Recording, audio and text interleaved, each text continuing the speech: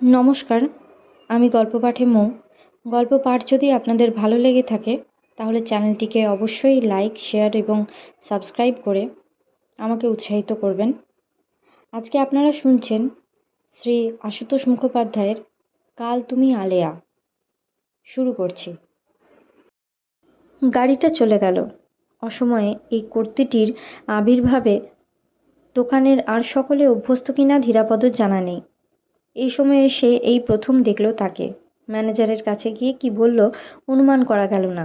সঙ্গে সঙ্গে ম্যানেজার এবং আর সকলেরও মুখে চকিত ভাবান্তর একটু। লাবণ্য সরকার কয়েকটা ওষুধ চেয়ে নিয়ে ব্যাগে পড়ল, তারপর ভেতরে ঢুকে গেল। ম্যানেজার কাউন্টার থেকে বেরিয়ে এসে নিজে হাতে চেয়ার বা বেঞ্চিগুলি ঠিক করে রাখলেন। তার ইঙ্গিতে বেয়ারা আরেক প্রস্ত ঝাড়াপোছা করে দিয়ে গেল সেগুলো। এই প্রচ্ছন্ন ব্যস্ততার মধ্যে ছবির মতো দাঁড়িয়ে থাকাটা বিসদৃশ্য। ধীরাপদ এগিয়ে এসে দেখে তার টেবিল চেয়ার লাবণ্য সরকারের দখলে। গম্ভীর মুখে ফাইল ঘাঁটছে, জায়গায় জায়গায় কাগজের নিশানা আঁটছে। এই ফাইলটাই সঙ্গে করে নিয়ে এসেছিল। অন্য অ্যাটেন্ডিং ফিজিশিয়ান এসে যেতে পারেন ভেবেই হয়তো ওখানে বসেছে। ধীরাপদ সরে এলো। 10 মিনিটের মধ্যে ফুটপাত ঘেঁষে আর একখানা গাড়ি এসে থামল। হিমাংশু মিত্রের সেই গাঢ় লাল গাড়ি। বাজনার মতো হর্ন বেজে উঠল। সঙ্গে সঙ্গে উৎকর্ণ দোকানটার যেন নিঃশ্বাস বন্ধ। ব্যাগ আর ফাইল হাতে লাবণ্য সরকার বেরিয়ে এলো। হাসি হাসি মুখ, লঘু চরণে তৎপর ছন্দ। ড্রাইভার সেলাম ঠুকে দরজা খুলে দিতে হিমাংশু মিত্রের পাশে উঠে বসল সে। রীতিনীতি ভুলে ধীরাপদ সেখানেই দাঁড়িয়ে দেখল। হঠাৎ একটা ঝাঁকুনি খেয়ে তাড়াতাড়ি গাড়ির দিকে এগুলো। লাবণ্য সরকারের পাশ থেকে দোকানের দিকে ঝুঁকে বড় সাহেব ইশারায় ওকেই ডাকছেন। ইঙ্গিতে ড্রাইভারের পাশটা দেখিয়ে দিলেন, অর্থাৎ ওঠো। কোথায় চলেছে কী ব্যাপার ধীরাপদ ভাবতেও পারছে না। তাকে সঙ্গে নেওয়াটা পূর্বকল্পিত নয় নিশ্চয়ই, কিন্তু চলল কোথায়? পেছনের কথাবার্তা থেকে মনে হলো বড় সাহেব ব্যবসায়ী সংক্রান্ত কোনো কাজেই চলেছেন। একটা ওষুধ নিয়ে আলোচনা, কাগজপত্র কি রেডি আছে না আছে সেই কথা 2-4টে। ধীরাপদর কিছুই বোধগম্য হলো না, বুঝতে চেষ্টাও করল না। প্রথমে সহজ হয়ে বসতেই সময় লেগেছে। তারপর চকিতে চারুদির কথা মনে পড়েছে তার। চারুদির সেদিনের সেই প্রগলভ কৌতুক ধীরাপদর ঘুরে বসে দেখতে ইচ্ছা করছিল, কিন্তু নিরুপায়। ড্রাইভারের সামনে ছোট আয়নার উপরে চোখ পড়ল। পাইপ মুখে বড় সাহেব গাড়ির কোণে গা এলিয়ে বসে আছেন। লাবণ্যর পরিপুষ্ট কণ্ঠস্বর কান পেতে শোনার মতো। ধীরাপদ রোজ শোনে, কিন্তু এখন শোনার মতো কিছু বলছে না। টুকরো টুকরো কথা আর সংক্ষিপ্ত জবাব 2-1টা, কিন্তু সেও কি একটু বেশি পরিপুষ্ট লাগছে কানে? একটু বেশি মিষ্টি লাগছে?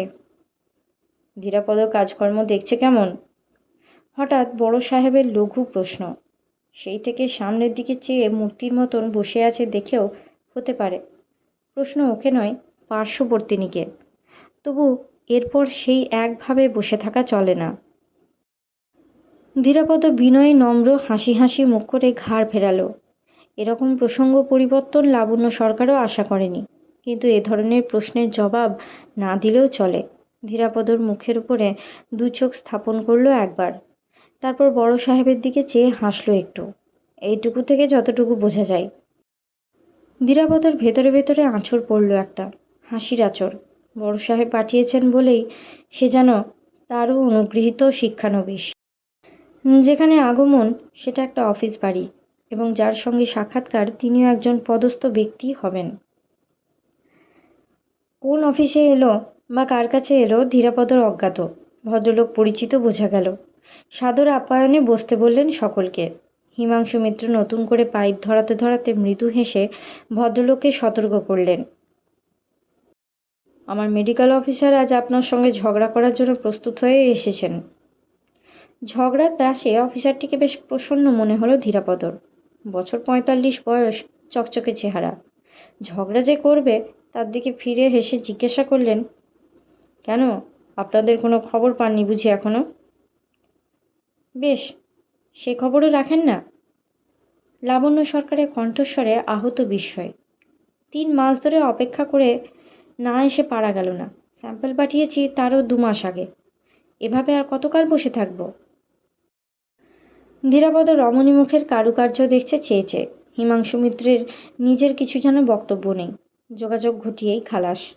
আলোচনা থেকে এখানে আসার উদ্দেশ্য বোঝা গেছে, কোম্পানির একটা নতুন ওষুধের সরকারি অনুমোদন মিলছে না, সরকারি পরীক্ষার রিপোর্টও কিছু আসছে না। ভদ্রলোকের মারফত তড়িৎ এবং অনুকূল নিষ্পত্তি সুপারিশ। অফিসারটি বিলম্বের কারণ জ্ঞাপন করলেন। ব্লাড প্রেশারের ওষুধ বাজারে হামেশাত বেরুচ্ছে, যে সতর্ক যাচাইয়ের দরকার, সুতরাং মতামত প্রকাশে দেরি না হয়ে উপায় নেই। জবাবে লাবণ্য সরকার হাতের ফাইল খুলেছে। মোটা ব্যাগ থেকে কতগুলি চালু ওষুধের স্যাম্পল বার করে সেগুলি উপকরণ তালিকার সঙ্গে নিজেদের ওষুধের উপকরণের তুলনামূলক বৈশিষ্ট্যগুলো দেখিয়েছে। ফাইল থেকে একে একে নিজেদের ল্যাবরেটরির পরীক্ষার আশাতীত সাফল্যের রিপোর্টগুলো দাখিল করেছে। প্রথমে গিনিপিগের ওপরে প্রয়োগের ফলাফল, তারপর বেড়ালের ওপরে, তারপর বাঁদরের ওপরে, সব শেষে মানুষের ওপরে। General behaviour, pressure, count, drug efficacy, biological aspect, cerebrum nourishment, blood assimilation, sensory centre, mental armistice. ধীরাপদর কানের পর্দায় দুর্বোধ্য শব্দতরঙ্গের ঠাসাঠাসি ভিড়, কিন্তু ধীরাপদ শুনছে না কিছুই, হাঁ করে দেখছে শুধু। ভাবে ভঙ্গিতে, কণ্ঠস্বরে, বিশ্লেষণের আগ্রহে, বাহুর মৃদু চাঞ্চল্যে, আঙ্গুলের সুতৎপর সঙ্গেতে লাবণ্য সরকারের ভেষজ বক্তব্যটুকু এক পশলা দুর্বোধ্য কাব্যের মতো লাগলো ধীরাপদর।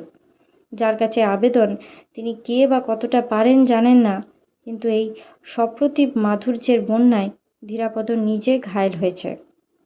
ধীরাপদর হাতের ক্ষমতা থাকলে এই লাবণ্য দর্শন আর ফলশ্রুতির বিনিময়ে ব্লাড প্রেশারের ওষুধ ছেড়ে বিষের ওপরে অমৃতের পরমাণা লিখে দিতেও বাধ্য না হয়তো। বড় সাহেবের মুখে হালকা গাম্ভীর্য। নীরবে পাইপ টানছিলেন তিনি। উপসংহারে জানালেন, নিজে তিনি ক্রনিক ব্লাড প্রেশারের রোগী, নির্দ্বিধায় নিজের ওপরে এই ওষুধ যাচাই করেছেন এবং ফলও পেয়েছেন। অফিসার ভদ্রলোকটি আশ্বাস দিলেন, সরকারি বিবেচনার ফলাফল যাতে শিগগিরই বেরোয় সেরকম আন্তরিক চেষ্টা তিনি করবেন এবারে। হিমাংশু মিত্র ধীরাপদকে বললেন ভদ্রলোককে ভালো করে চিনে রাখতে, এই ব্যাপারে অতঃপর যোগাযোগ রক্ষা এবং তাগিদ দিয়ে কাজ আদায় করার দায়িত্ব তার। বাইরে এসে ইশারায় তিনি একটা চলতি ট্যাক্সি আহ্বান করলেন। ওদের ট্যাক্সিতে যেতে বলে নিজে লাল গাড়ির দিকে এগোলেন। তিনি অন্যত্র যাবেন। ট্যাক্সি সামনে এসে দাঁড়াতে লাবণ্য উঠে বসল। ধীরাপদ দু এক মুহূর্তে দ্বিধা, সামনে ড্রাইভারের সঙ্গে বসবে না পেছনে মহিলার পাশে। নিজে উঠে বসার পর লাবণ্যের ডাকা উচিত ছিল তাকে, কিন্তু ডাকবে না জানা কথা। একসঙ্গে এক গাড়িতে গেলেও সঙ্গিনী নয়। পদমর্যাদার সচেতন গাম্ভীর্যে সে নীরব এবং নির্বিকার। দরজা খুলে ধীরাপদ পাশে বসল। আজকের মতো এই পর্যন্তই। পরবর্তী অংশ পরবর্তী ভিডিওতে। সকলে ভালো থাকবেন, সুস্থ থাকবেন, পাশে থাকবেন। নমস্কার।